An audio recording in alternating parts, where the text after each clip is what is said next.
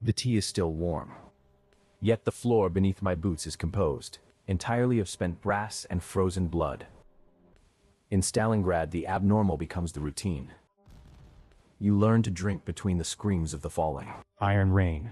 Coordinates 9th of January square objective. Hold this pile of bricks, or die trying to find a better grave. We are 30 men from across the Union, different tongues. Same smell of cordite. All bound to Sergeant Pavlov's desperate gamble. We don't count days anymore. We count the number of stones we've reinforced. Since the sun went down into the smoke, the air tastes like pulverized limestone and scorched wool. It's a flavor that sticks to the back of your throat. Moving the old lady again. She needs a new view of the street before the gray ghosts start their morning crawl. Silence is the most terrifying sound in this city. It means they are reloading, or they are already behind you. Even the spiders are trying to rebuild. They have more faith in this architecture than the German artillery corps does. On the maps, it's just a house to us. It's the only piece of the motherland that still feels like home. Square is a kill zone.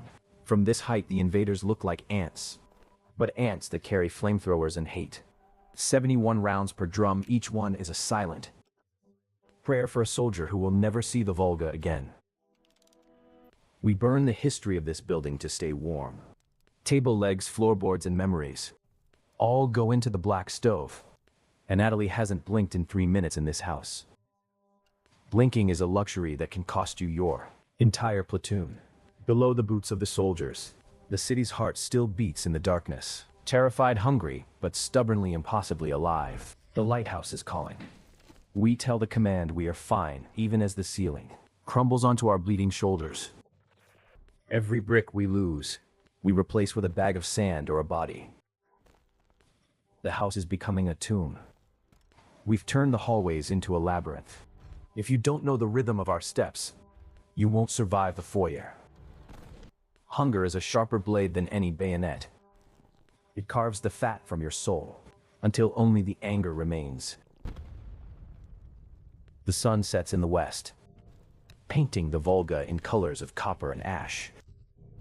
The sky doesn't rain water anymore. It rains soot and iron, turning the Volga's white banks into a charcoal graveyard. These tunnels are our arteries. Without them, the house dies we dig, until our fingernails bleed into the Russian soil. Civilization ended at the front door now. The only philosophy that matters is the trajectory of a 7.62mm bullet. Oil is more precious than vodka jammed. Gun is a death sentence, signed in the ink of your own blood. To the Germans, this is Das Festung, a fortress they cannot take, defended by ghosts who refuse to stay dead. The elephant gun speaks. It's the only voice that can argue. With a Panzer of 4 at 300 meters distance, we write our names so the stones remember us. Even if the history books forget, the mortar of Pavlov's house won't. Sleep is a dangerous hallucinogen. You dream of warm bread, only to wake up to the smell of burning rubber. Tobacco is the only currency left. It buys you 5 minutes of peace. Before the next assault, break the silence. They found the gap in the north wall, the quiet is over. The house is screaming again, and so are we. Day 42.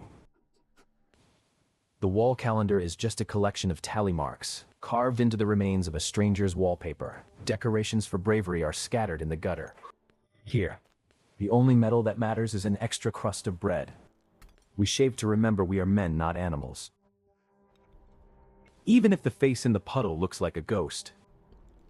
Our garden is planted with tin cans and TNT, and a harvest designed to ensure the guests never leave our doorstep.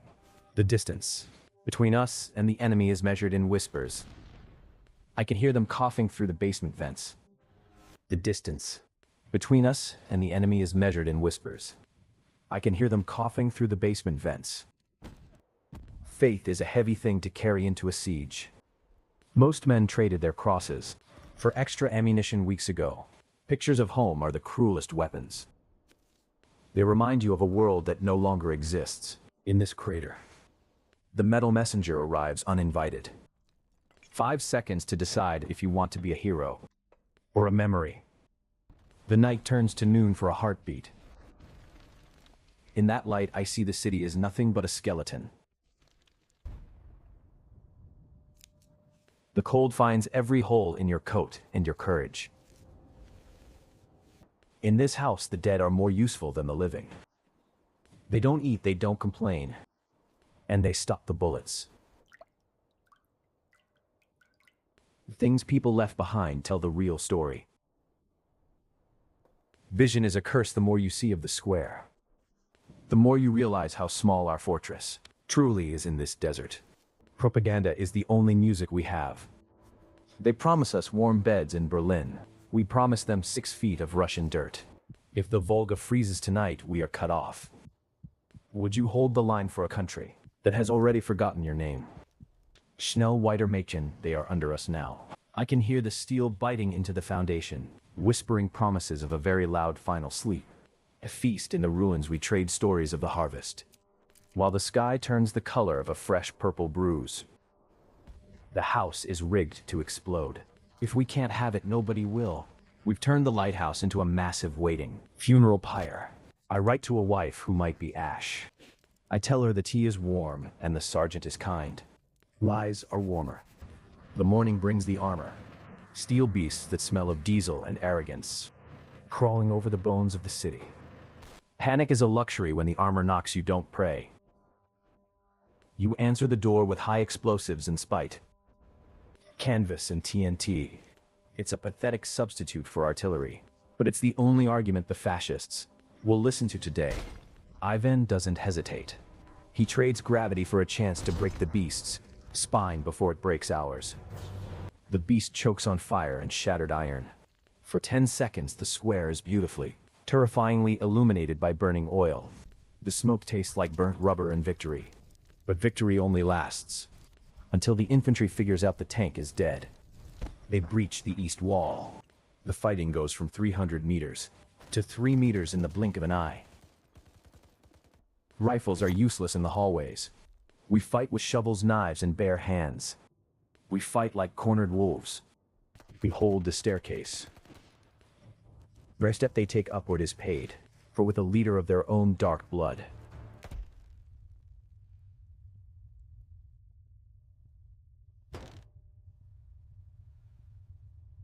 Guns sleep for now. We are left with the ringing in our ears and the pieces of a broken world. In the middle of hell, you find the softest things. Life refuses to be, entirely erased by the German artillery. You never wash the smell of this house off your hands. It sinks beneath the skin, settling deep into your bones. Mikhail complains the water tastes like copper. I tell him it's iron, and it builds character for the glorious motherland. Ha ha. The sky bruises again. The fascists are winding their clocks, preparing to throw another wave of angry metal at our door. A feast fit for ghosts. We slice the rations so thin you can see the fires of the Volga right through them. We feed the steel monsters in our laps. 71 heavy arguments ready for the morning's inevitable bloody debate in the courtyard. And Natalie cuts another notch. He doesn't track men anymore. He says he is just marking the days he has managed to survive. We wash the bandages in melted snow and dirty water. We recycle the blood just like we recycle the broken bricks. Tomorrow they will try again to take this tomb. I threw my last empty tin at Ivan's helmet. If the fascists couldn't wake him, maybe breakfast could. We laugh at jokes that aren't funny. It's a defense mechanism, a way to trick the brain into feeling human. On the 58th day, the horizon didn't spit fire. It spit T-34 tanks rolling over the frozen German lines. Stepping out of the front door feels like stepping onto another planet. The air doesn't taste like brick dust anymore. My fingers are stiff, molded to the shape of the submachine gun. Dropping the brass feels like dropping 50 years. Fresh faces march past us into the ruins. They look at us like we are ghosts. Maybe they are right. The snow is trying to hide what we did here. It covers the craters, the iron, and the frozen bodies. The building is a corpse of brick and mortar. but it's a corpse that refused to yield a single inch. They will write books about this house. They will call us heroes. But heroes don't remember the smell of burning hair.